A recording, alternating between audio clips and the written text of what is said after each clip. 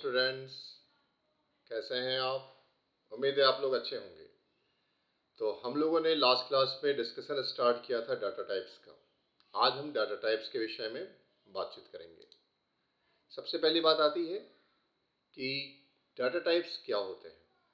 तो जब भी हम कोई प्रोग्राम बनाते हैं तो प्रोग्राम हम इसीलिए बनाते हैं ताकि हम अपनी किसी प्रॉब्लम को सॉल्व कर सकें, और प्रॉब्लम को सॉल्व करने के लिए हमें डाटा को प्रोसेस करना होता है। डाटा को प्रोसेस करके उस डाटा को इंफॉर्मेशन में कन्वर्ट करना होता है।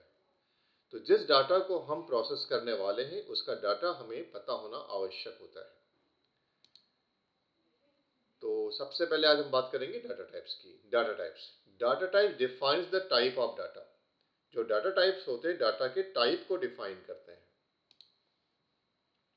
Before processing data we have to know about data types. हमें किसी भी डाटा को प्रोसेस करने से पहले उसका टाइप पता होना चाहिए। जो डाटा टाइप्स होते हैं तीन प्रकार के होते हैं: primitive data types, derived data types और user defined data types. Primitive data types 5 प्रकार के होते हैं: character, integer, float, double and void. ये पांचों के पांचों कीवर्ड्स हैं जो हमने पहले पढ़ लिए हैं। डेराइव्ड डाटा टाइप्स 3 होते हैं: अरे, पॉइंटर एंड फंक्शन। और यूजर डिफाइंड डाटा टाइप्स भी 3 होते हैं: इनम, स्ट्रक्चर और यूनियन। तो चलिए सबसे पहले अपन फोकस करेंगे प्रिमिटिव डाटा टाइप्स पर। आज की क्लास इन्हीं पर डिस्कस करके अपन आगे बढ़ाएंगे। तो ध्यान दीजिएगा, स्क्रीन पर आपके प्रिमिटिव डाटा टाइप्स की एक लिस्ट आ रही है।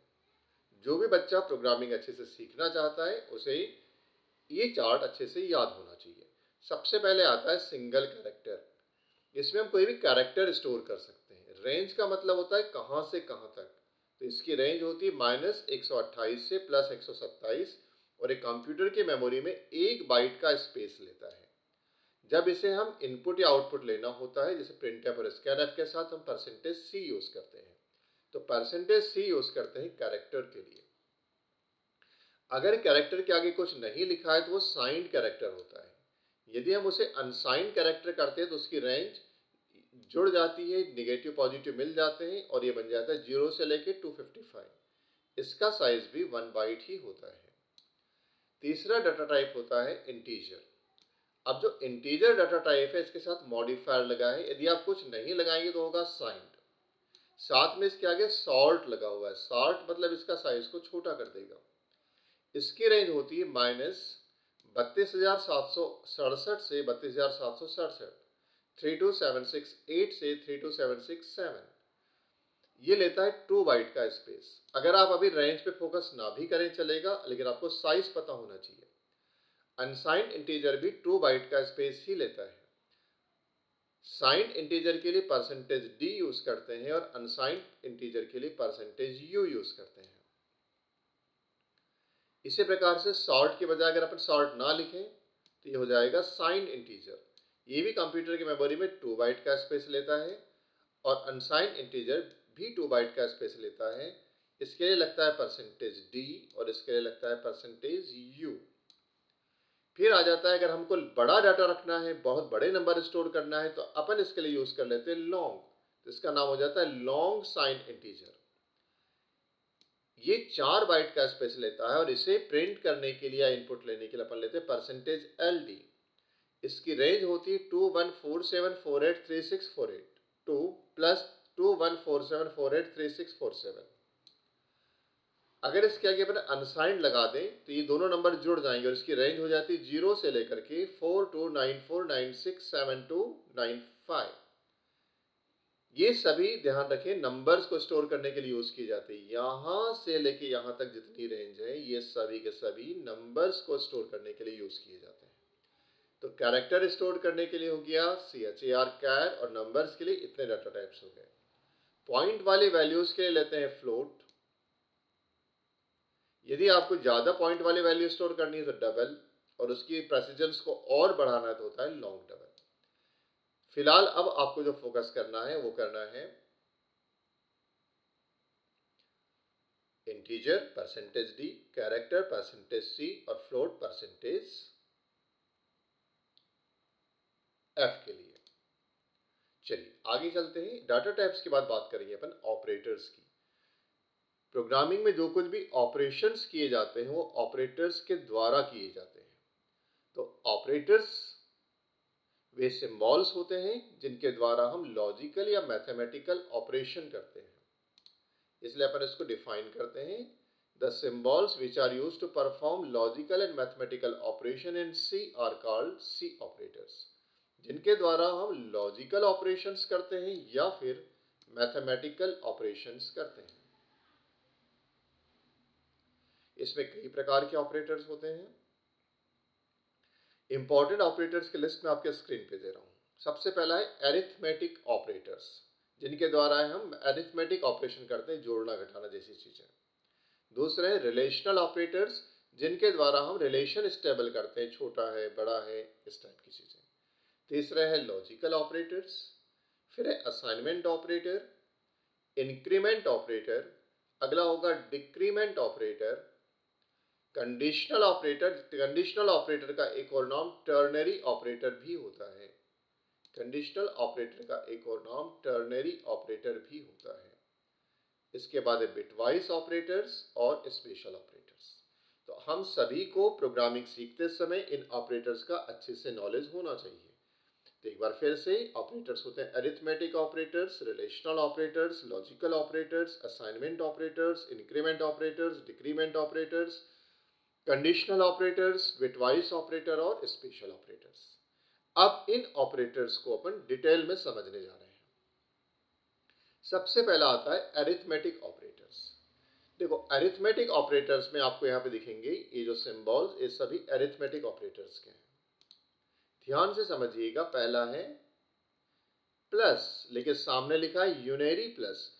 यूनरी का मतलब होता है जिसके पास केवल एक ऑपरेंड होता है, और बाइनरी का मतलब होता है जिसके पास दो ऑपरेंड होते हैं। देखो यहां पे गौर करना, प्लस एक्स, प्लस के साथ एक्स है, केवल केवल एक है इसलिए यूनरी।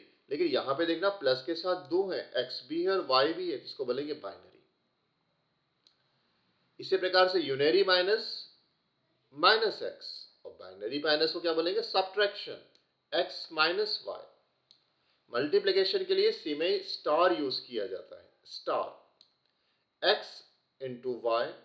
डिवीजन के लिए स्लैश यूज किया जाता है, और मॉड्यूलो डिवीजन के लिए परसेंटेज यूज किया जाता है।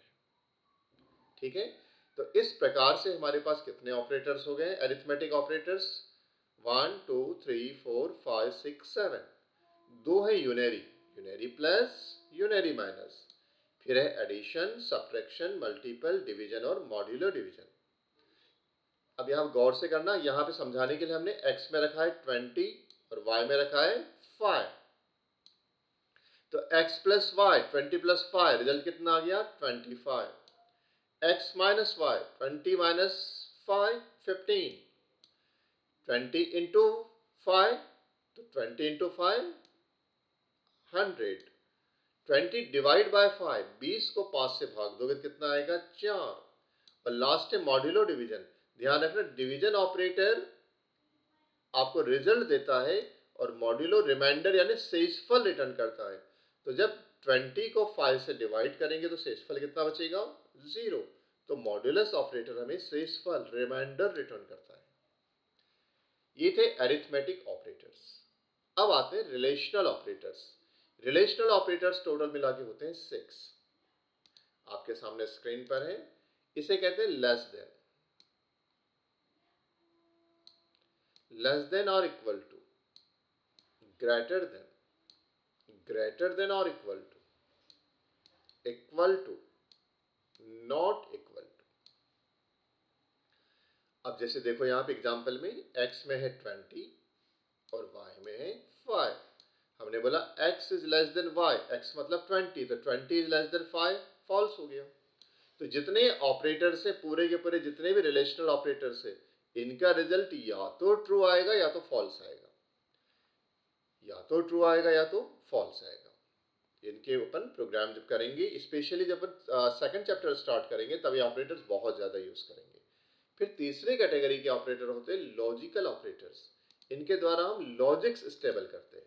लॉजिकल ऑपरेटर्स होते हैं लॉजिकल एंड, लॉजिकल और, और लॉजिकल नॉट। ये तीन प्रकार के ऑपरेटर होते हैं।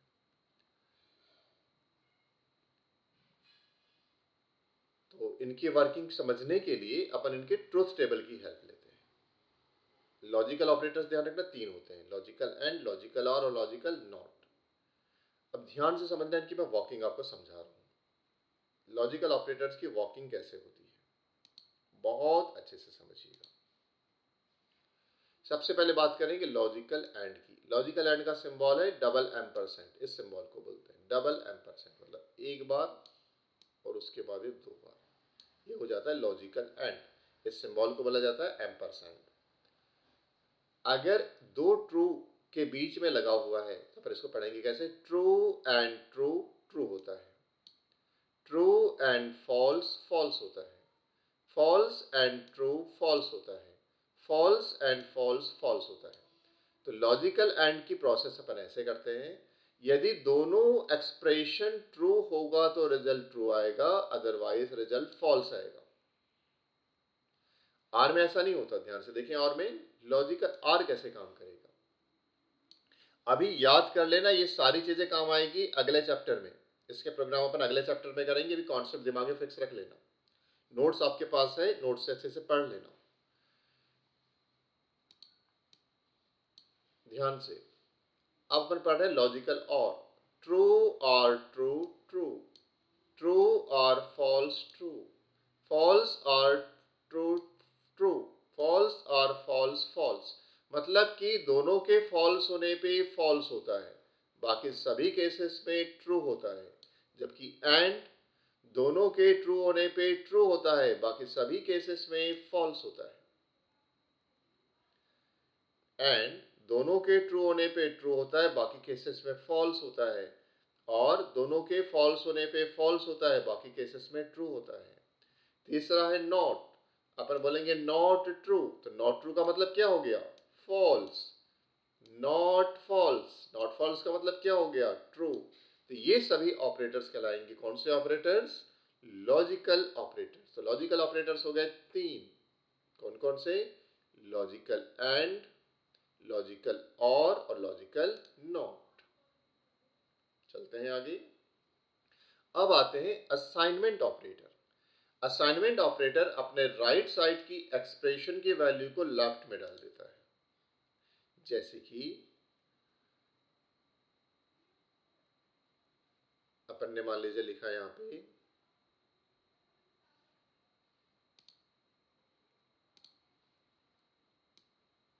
ए असाइन बी, तो बी की वैल्यू किस में चले जाएगी, ए में चले जाएगी।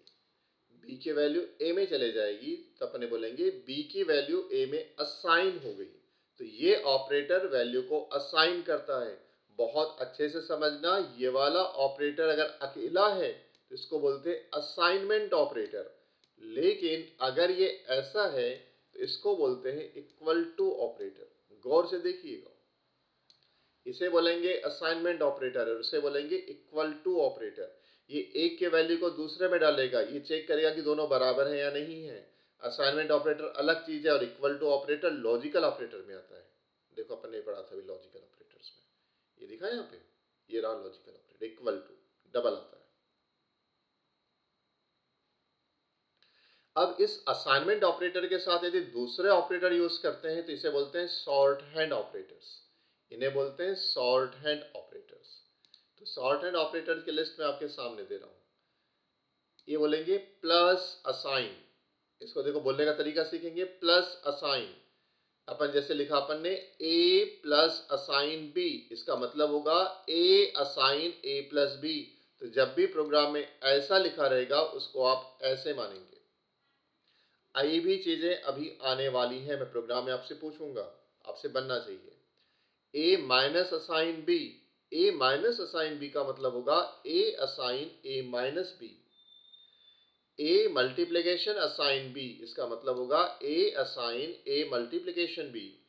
ए division assign B, A assign A divide by B. A modulus division assign B, A assign A mod B.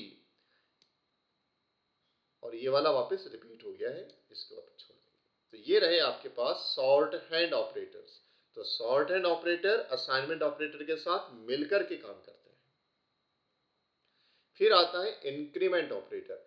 Increment operator को दिखाते हैं प्लस प्लस के साइन से। अकेला है तो एडिशन और डबल आ गए तो उसको बोलेंगे इंक्रीमेंट ऑपरेटर, इसे बोलेंगे इंक्रीमेंट ऑपरेटर। जैसे कहीं लिखा है ए और सामने लिख दिया अपन ने प्लस प्लस, तो ये कहलाएगा इंक्रीमेंट, पर चूंकि अपन ने बाद में लगाया था कहलाएगा पोस्ट फिक्स इंक्रीमेंट। लेकिन यदि अपन ने ए लिखा और ये प्लस प्लस सामने रहे तो इसे बोलेंगे प्रीफिक्स इंक्रीमेंट। सामने है तो प्रीफिक्स इंक्रीमेंट और बाद में है तो पोस्ट फिक्स इंक्रीमेंट। इसी प्रकार से डिक्रीमेंट ऑपरेटर्स भी होते हैं।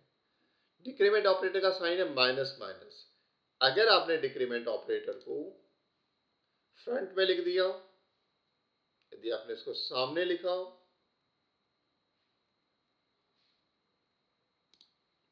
जैसे मैंने लिखा मैंने माइनस माइनस ए, तो ये होगा प्रीफिक्स डिक्रीमेंट। लेकिन यदि मैंने लिखा ए माइनस माइनस, बाद में लिखा तो होगा पोस्ट फिक्स डिक्रीमेंट। सामने लिखने पे बोलेंगे प्रीफिक्स डिक्रीमेंट और बाद में लिखने पे बोलेंगे पोस्ट फिक्स डिक्रीमेंट।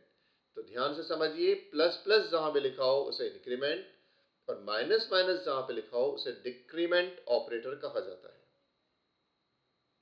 इसके बाद आता है कंडीशनल ऑपरेटर। इसके द्वारा अपन किसी कंडीशन को प्रोसेस करते हैं। कंडीशनल ऑपरेटर के द्वारा हम किसी कंडीशन को प्रोसेस करते हैं। कंडीशनल ऑपरेटर का एक और नाम है, इसका नाम है टर्नरी ऑपरेटर। कंडीशनल ऑपरेटर को टर्नरी ऑपरेटर भी बोला जाता है। इसमें तीन ऑपरेंड्स होते हैं, ध्यान से समझना। देखो यहां से लेके यहां तक कंडीशनल एक्सप्रेशन, फिर सिंबल है, फिर एक्सप्रेशन 1, फिर कोलोन है, फिर एक्सप्रेशन 2। कंडीशन यदि ट्रू होगी तो वो इसमें जाएगा और कंडीशन फॉल्स होगी तो वो इस पे आएगा। तो कंडीशनल ऑपरेटर में बहुत डिटेल में आपको समझाऊंगा चैप्टर 2 में। उस समय जब अपन ब्रांचिंग करेंगे तब अपन कंडीशनल को इफ के साथ समझेंगे। आगे चलते हैं, bitwise operators. Bitwise operator bit manipulation के लिए जाने जाते हैं। बिट मैनिपुलेशन क्या होता है? जब आप किसी प्रोग्राम को 0 1 में प्रोसेस करना चाहते हैं, ये एडवांस ऑपरेटर्स हैं, इनके द्वारा अपन बिट मैनिपुलेशन सीखेंगे। लेकिन ये वाले ऑपरेटर भी एडवांस ऑपरेटर जो आगे चल के आएंगे। इसमें इनके नाम याद रख लीजिए अभी फिलहाल, बिटवाइज एंड, बिटवाइज और। देखो सिंबल दिखने रहोगे ऐसे बना हुआ है, बीच में ऐसा गैप रहता है, ये ऐसा ऑपरेटर है, मतलब बीच में गैप रहेगा। बिटवाइज और, बिटवाइज एक्सक्लूसिव और, बिटवाइज कॉम्प्लीमेंट, शिफ्ट लेफ्ट और shift right, shift left shift right. इस प्रकार से ये रहे बिटवाइज ऑपरेटर, जो है 6, टोटल मिला के 6 बिटवाइज ऑपरेटर्स होते हैं। और लास्ट में आते हैं स्पेशल ऑपरेटर्स।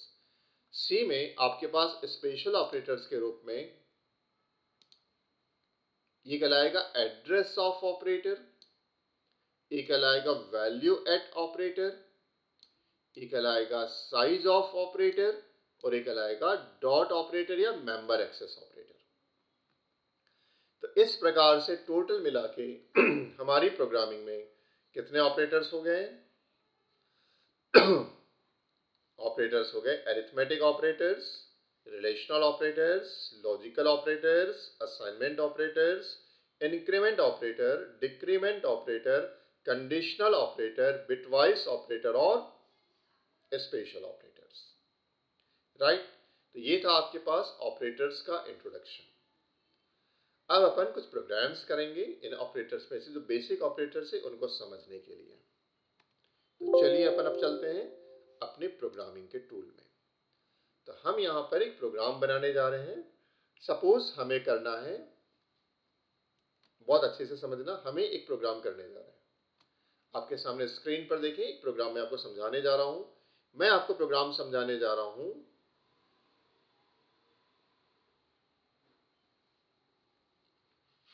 इस प्रोग्राम में हमने 3 वेरिएबल्स डिक्लेयर किए, एक्स, वाई एंड जेड। देखो हेडर फाइल से studio.h, conio.h, float.h अभी आपको नहीं लगेगा, हटा देते हैं। इस बार हमने मैन को स्टार्ट किया है इंटीजर से। अगर आप मेन फंक्शन के आगे इंटीजर लिखते हैं तो लास्ट में आपको रिटर्न 0 लिखना पड़ेगा। आपको आसानी से समझ में आए इसलिए जितने भी येलो कलर से आ रहे हैं सारे कीवर्ड्स हैं, इसलिए इंटीजर भी कीवर्ड है यहाँ पे और रिटर्न भी कीवर्ड है।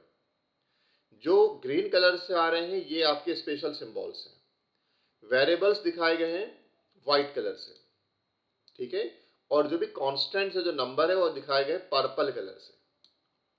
तो आपको थोड़ा समझने में आसानी हो इसके लिए अपन ने ऐसे कलर यूज किए।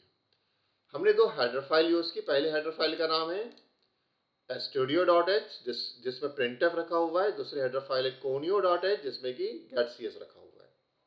प्रोग्राम स्टार्ट हमेशा किससे होता है? मैन से स्टार्ट होता है। अब सबसे पहले हमने यहाँ पे तीन वेरिएबल्स डिक्लेयर किए। इन वेरिएबल्स के नाम है x, y और z। तीन वेरिएबल्स डिक्लेयर किए। x में कितना डाले? 10। गौर करिएगा x में कितना गया? 10। अब यहां पे मैंने कौन सा ऑपरेटर यूज किया है? तो यहां पे मैंने इंक्रीमेंट ऑपरेटर यूज किया। ध्यान देना, यहां पे मैंने इंक्रीमेंट ऑपरेटर यूज किया। देखो प्लस प्लस इंक्रीमेंट ऑपरेटर सामने रखा हुआ है। अगर ये सामने रखा हुआ है तो सबसे पहले वैल्यू को बढ़ाता है।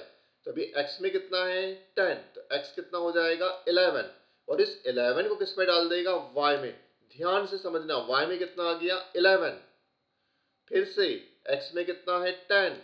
हमने लिखा प्लस प्लस x, ये प्रीफिक्स इंक्रीमेंट ऑपरेटर है।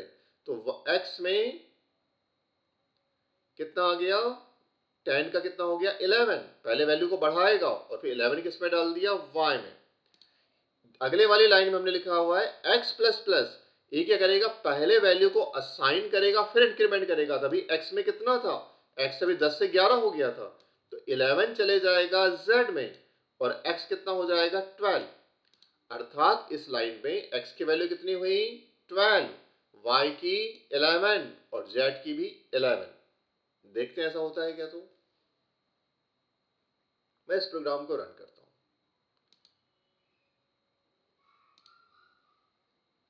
देखो आ गया, x में 11, x में 12, y में 11, z में 11।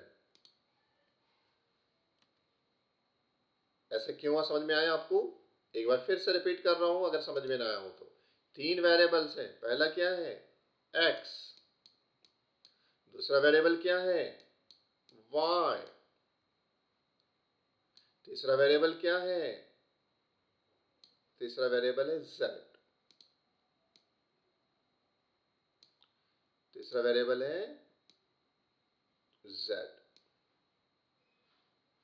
ठीक है, इसके बाद अपन इसको प्रोसेस करके देखेंगे इस पे वैल्यूज क्या क्या जा रही है। गौर करना, x असाइन 10, ये देखो असाइनमेंट ऑपरेटर, अपना ऑपरेटर पढ़ रहे थे ना, तो ये x में गया 10, तो यहां पे आ जाएगा 10। यहां आ गया 10, x में आ गया 10।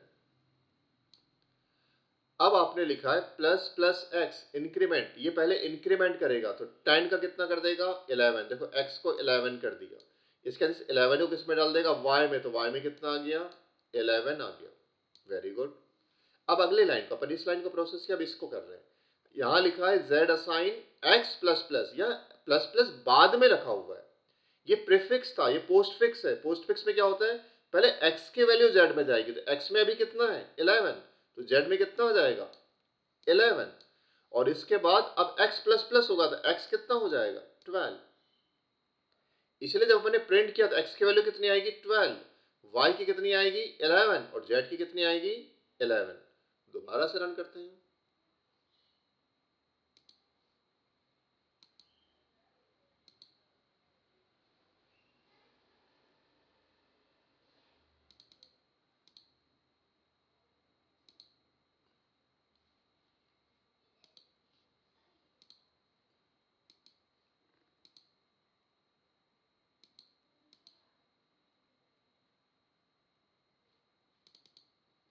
ये प्रोग्राम ड्राइंग की वजह से थोड़ा ब्लॉक हो रहा है, तभी अपन ने आउटपुट तो देख लिया था। तो इस प्रकार से ये प्रोग्राम का आउटपुट समझ में आया सबको? अच्छा मुझे बताओ,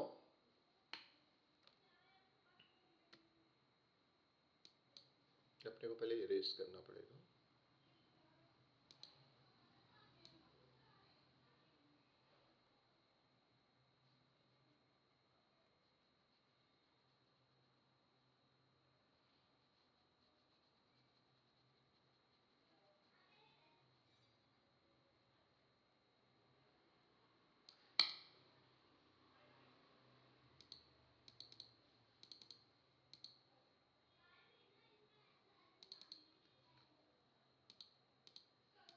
अच्छा, हमें प्रोग्राम बना किस में रहे? हमें प्रोग्राम बना रहे कोड ब्लॉक में, ठीक है, इसे कहा जाता है कोड ब्लॉक। हमें प्रोग्राम कोड ब्लॉक में रन कर रहे हैं। 2 मिनट, मैं इसको फिर से ऑन कर लेता हूँ कोड ब्लॉक को।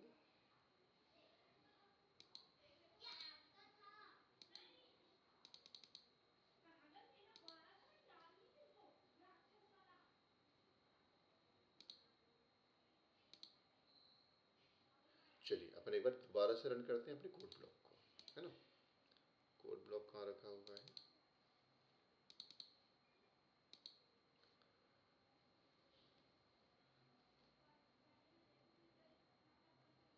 इस बार मैं एक प्रोग्राम बना रहा हूँ, इसका आप आउटपुट अपने स्क्रीन पे अपने कमेंट बॉक्स में लिख के दिखाएंगे कि आउटपुट कितना आ रहा है। फिर मैं जब आउटपुट बोलूँगा तो फिर आप बताएंगे कि आपका सही था या गलत था, ठीक है। सबसे पहले आपको खुद प्रोसेस करना होगा और आपको बताना पड़ेगा कि इस प्रोग्राम का आउटपुट क्या आएगा, ठीक है। पूरा प्रोग्राम मैं समझा रहा हूँ, आराम से समझना और मुझे बताना कि प्रोग्राम का आउटपुट क्या आएगा, ठीक है। सिस्टम थोड़ा सा स्लो काम कर रहा है। चलिए रन करते हैं, अपन एक ओपन करते हैं अपनी किसी एग्जिस्टिंग फाइल को, उसको मॉडिफाई करेंगे।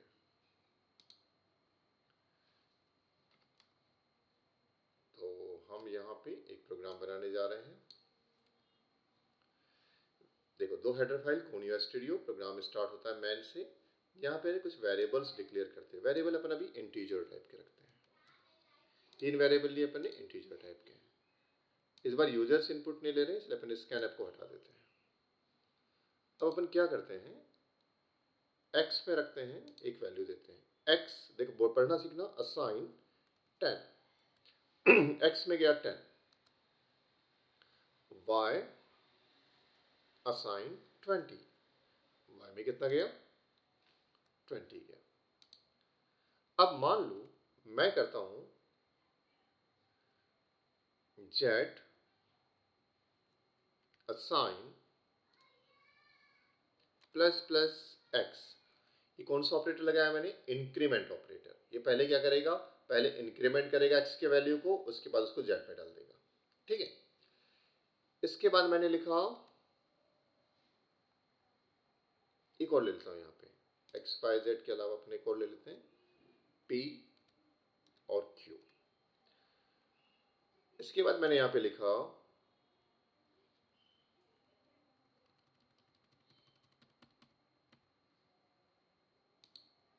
p assign y minus minus, ठीक है।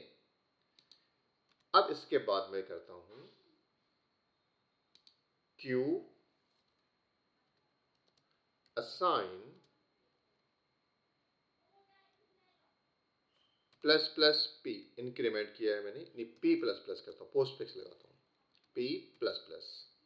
अब ध्यान से समझना इस पूरी प्रोसेस को और मुझे बताना कि इसका आउटपुट क्या आएगा। हम किसको प्रिंट करने वाले हैं? हम प्रिंट करने वाले हैं लास्ट वाले को, q को। केवल एक प्रिंट करेंगे अपन q को, आपको बताने की आउटपुट कितना आएगा, ठीक है। तो सबसे पहले तो अपन इसको समझ लें, x में कितना है 10, y में कितना है 20, z में कितना है, तो पहले इंक्रीमेंट हुआ है तो x की वैल्यू हो जाएगी 11, और 11 किस में चला गया, x में हो गया 11 होकर चला गया z में। y में कितना है 20, आपने लिखा है, तो y की वैल्यू जाएगी p में, मतलब p में जाएगा 20 और y कितना हो जाएगा 9। इसके बाद प्लस प्लस p, तो p में कितना आया 9, उसकी वैल्यू आ गई q में। इसका मतलब आउटपुट अपने को समझ में आएगी क्या आने वाला है। सबको समझ में आया? चलो चेक करते हैं आउटपुट क्या आने वाला है भाई। तो हमारा आउटपुट आने वाला है, पिछले प्रोग्राम को पहले बिल्ड करना होगा अपने को, बिल्ड एंड रन।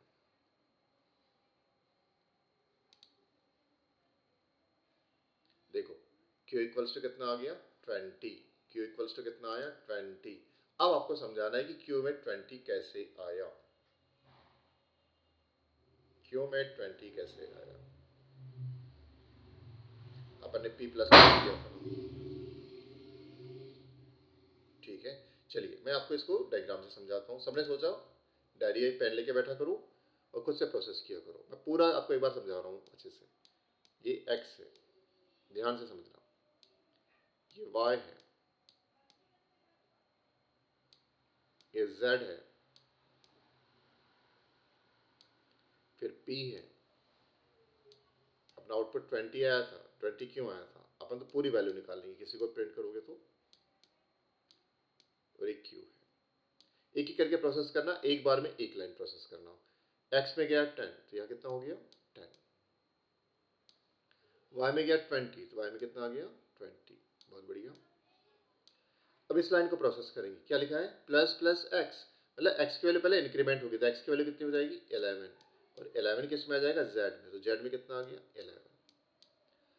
इसके बाद y माइनस माइनस, पहले y की वैल्यू जाएगी p में, तो y में कितना है 20, y में कितना है 20, तो 20 किस में चले जाएगा, देखो यहाँ पे p assign y minus minus दिखाई दे रहा है आप लोगों को, p assign y minus minus, तो y में कितना है फिलहाल 20, 20 जाएगा p में, तो p में आ गया 20, p में आ गया 20, और y माइनस माइनस y हो जाएगा 19। इसके बाद p प्लस प्लस, पहले p की वैल्यू जाएगी q में, तो p में कितना है 20, वो किस में चला गया q में कितना आ गया 20, और इसके बाद q में 20 चला गया, और इसके बाद p प्लस प्लस भी लिखा हुआ है, मतलब p कितना हो जाएगा 21। तो अभी के डेट में x में 11 है, y में 19 है, z में 11 है, p में 21 है और q में 20। तो अपने किसको प्रिंट करे थे q को, इसलिए आउटपुट कितना आया था 20, इसलिए हमारा आउटपुट 20 आया था। आया समझ में? ऐसे काम करता है। तो इस प्रकार से आपको सिस्टमेटिकली प्रोग्राम बनाने सीखने हैं। आपको कीवर्ड्स की लिस्ट दी हुई, कीवर्ड्स याद करने हैं, डाटा टाइप्स याद करने हैं, ऑपरेटर्स की लिस्ट याद करनी है। प्रोग्रामिंग दो चीज़ों का नाम है, एक तो अपने को बहुत कुछ याद करना है और बहुत सारा समझना है। केवल समझोगे और याद नहीं करोगे तो भी कहानी नहीं बनेगी, और रटने से तो कहानी कभी नहीं बन सकती। मतलब दोनों चीज़ें पैरेलल चलेगी, चीज़ों को समझें और फिर चीज़ों को याद करें।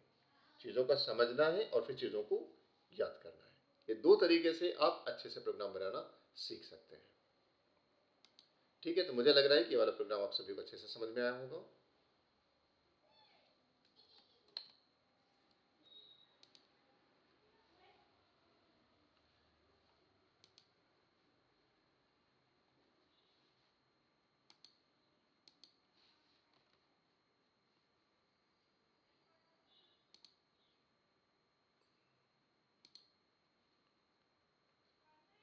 तो मुझे लगता है कि पहले आप इसकी प्रैक्टिस कर लें अच्छे से, और कल की क्लास स्पेशल क्लास होगी, और इसमें हम कल बहुत सारे प्रोग्राम्स की प्रैक्टिस करेंगे। ठीक है, तो अच्छे से पढ़ाई करते रहिए, मन लगा के पढ़ते रहिए। कहीं कोई प्रॉब्लम जाता है तो मुझे व्हाट्सएप में पूछ लिया करें, आप मैसेज कर सकते हैं, और भी कोई तकलीफ हो तो। और उसके बाद जब एक बार आपका डाउट हो जाएंगे तो फिर अपन लाइव भी काम करेंगे। ठीक है, तब तक के लिए ऑल द बेस्ट।